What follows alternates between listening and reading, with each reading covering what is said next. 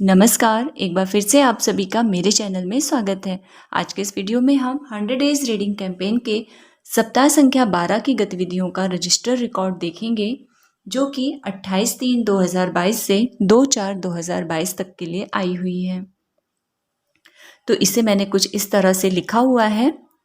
आप इसे एक नज़र इस तरह से देख लीजिए, फिर हम एक एक पेज पर नज़र डालेंगे। कुल 14 सप्ताह की गतिविधियां आनी हैं, 2 सप्ताह की और बची हुई है। तो अब देर बिल्कुल भी नहीं करते हैं और अपने टॉपिक की तरफ हम बढ़ते हैं।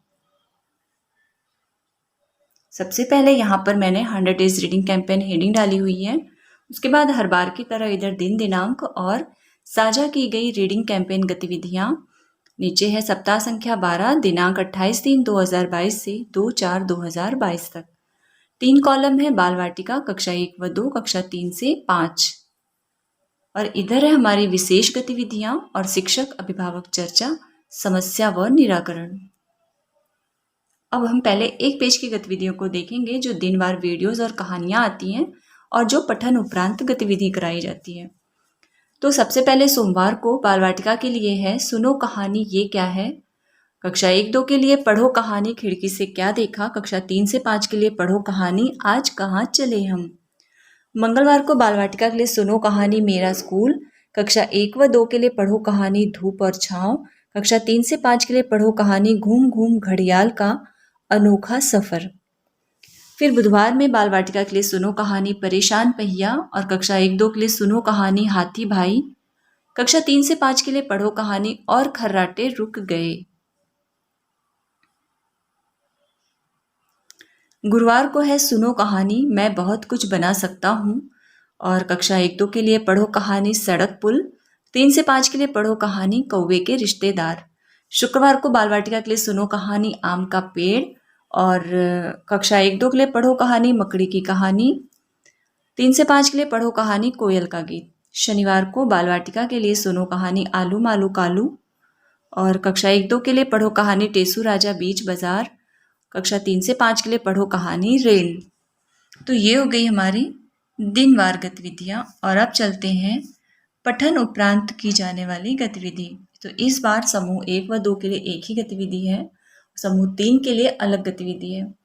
तो इसमें हमें क्या कराना है कि जो भी कहानी बच्चों को पसंद है, वे उस कहानी में से कुछ ऐसे शब्दों को ढूंढेंगे जो उन्हें अच्छे लग रहे, फिर पता करेंगे कि उन्हें घर पर क्या कहा जाता है, उसका नाम लिखेंगे। पहले तो उन शब्दों का नाम लिखेंगे, फिर सेकंड कॉलम है उसमें उसे घर पर क्या कहा जाता है उसका नाम लिखेंगे।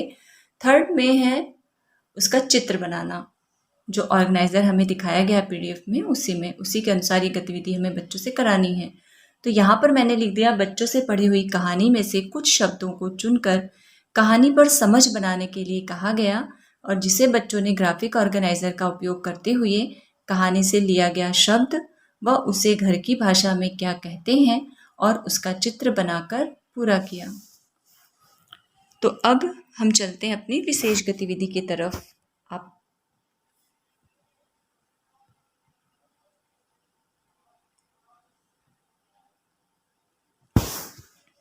तो विशेष गतिविधियों में समूह 1 के लिए है चलो कुछ बनाएं।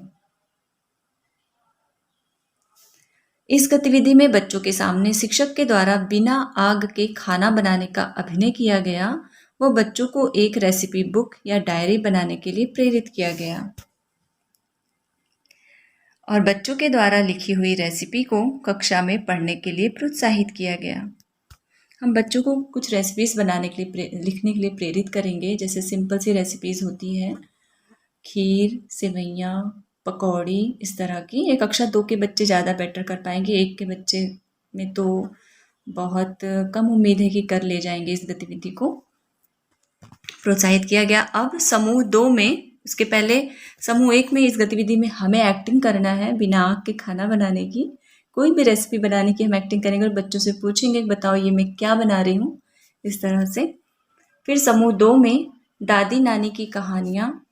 इस गतिविधि में बच्चों को दादी या नानी से सुनी कहानी को कक्षा में सुनाने अथवा लिख कर दिखाने के लिए प्रेरित किया गया। इस गतिविधि को अक्सर हम कराते भी हैं बच्चों से, एक एक बच्चों से कहते हैं भी हैं कि वो आकर अपने सभी बाकी के मित्रों को कोई एक कहानी सुनाए जो उनकी दादी या नानी सुनाया करती हैं।